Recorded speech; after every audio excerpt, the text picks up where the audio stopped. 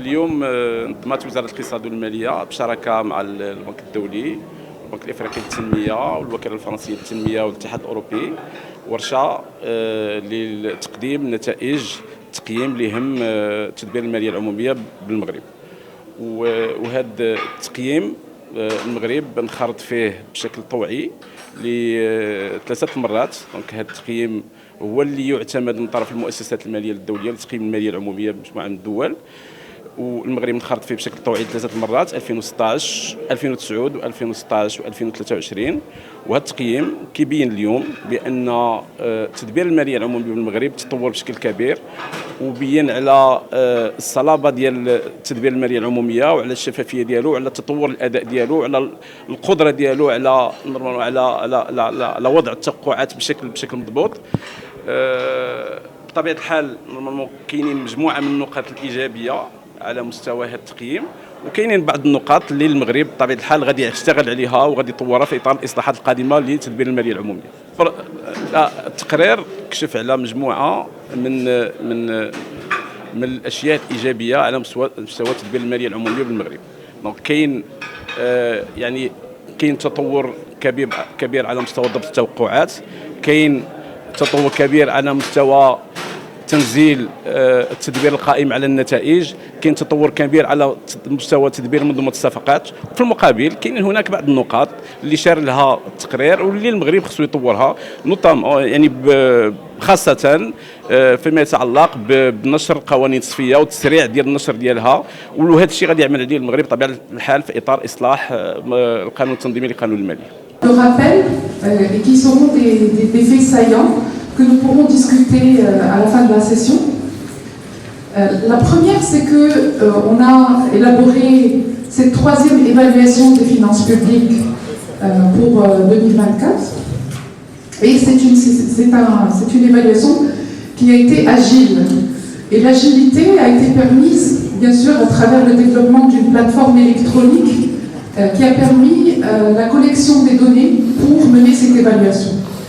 Et nous remercions toutes les parties prenantes qui ont collaboré activement sur cette plateforme qui a été élaborée par le chef de mission de PEFA, M. Jean-Marc Philippe, et qui aujourd'hui vient de m'informer que cette plateforme est utilisée de manière systématique pour toutes les évaluations futures dans le monde.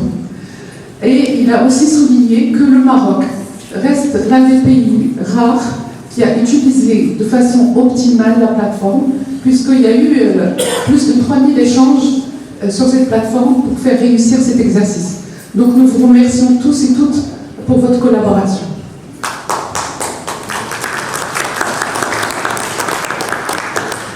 Merci.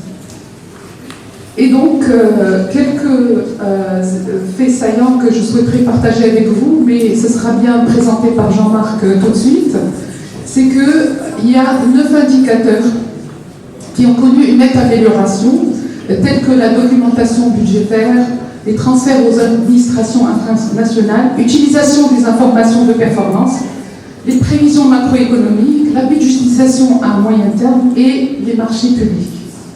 Donc aussi, le rapport a aussi souligné les améliorations, mais aussi les besoins d'amélioration dans d'autres aspects, mais aussi les réformes qui sont en cours par le gouvernement du Maroc dans le cadre de l'amélioration de la gestion des finances publiques. Donc il y a certains axes qui sont priorisés par le gouvernement dans ce cadre-là, des réformes qui sont la performance, la transparence budgétaire, les recettes fiscales. Il y a aussi des réformes additionnelles qui sont menées par le ministère de l'économie et des finances qui relèvent du cadrage macroéconomique, la gestion des investissements publics et également la gouvernance des établissements et des entreprises publiques. Il y a aussi, et nous avons entendu que la nouvelle loi de finances, la LOLF, est en cours pour s'aligner aux bonnes pratiques internationales en matière de gestion des finances publiques et nous sommes ravis de cette initiative-là.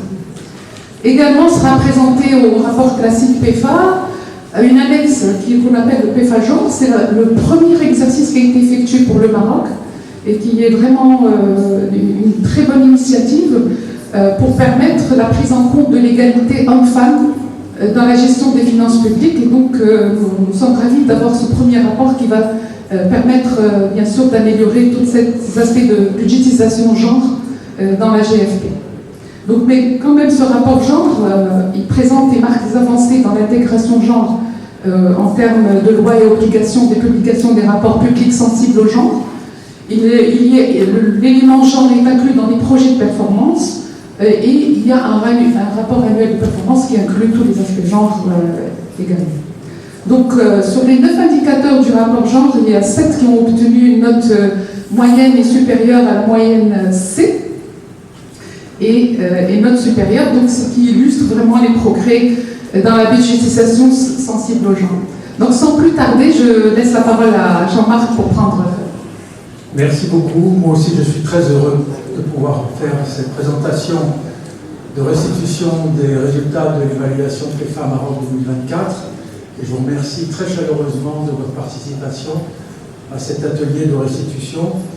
Et je reviendrai aussi une nouvelle fois sur la plateforme au moment opportun lors de la présentation sur la participation absolument remarquable de l'administration. Alors les points de présentation, le programme PEFA, je vais le présenter extrêmement rapidement. Il a déjà d'ailleurs été évoqué lors des allocutions précédentes.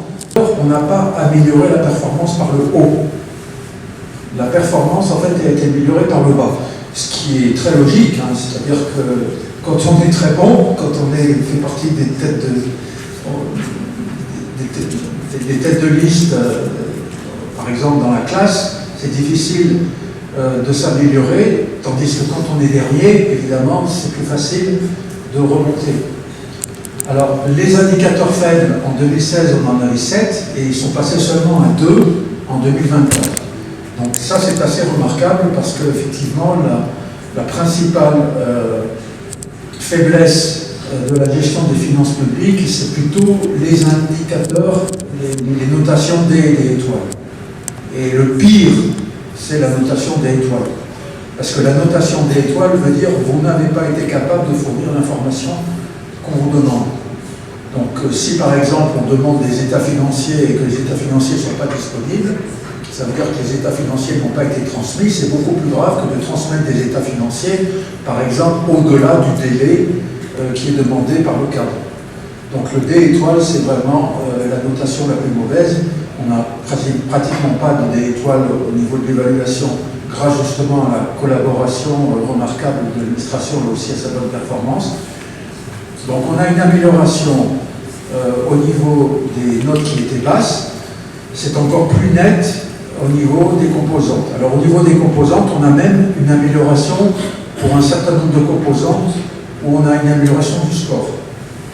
Et comme vous le savez, je ne vais pas réexpliquer la méthodologie, vous pouvez avoir une amélioration de la composante sans avoir une amélioration de l'indicateur, à cause d'un certain nombre d'indicateurs qui sont notés avec la notation maillon faible, c'est-à-dire que si une des composantes reste mal notée, l'indicateur ne peut pas s'améliorer, même si les autres composantes s'améliorent.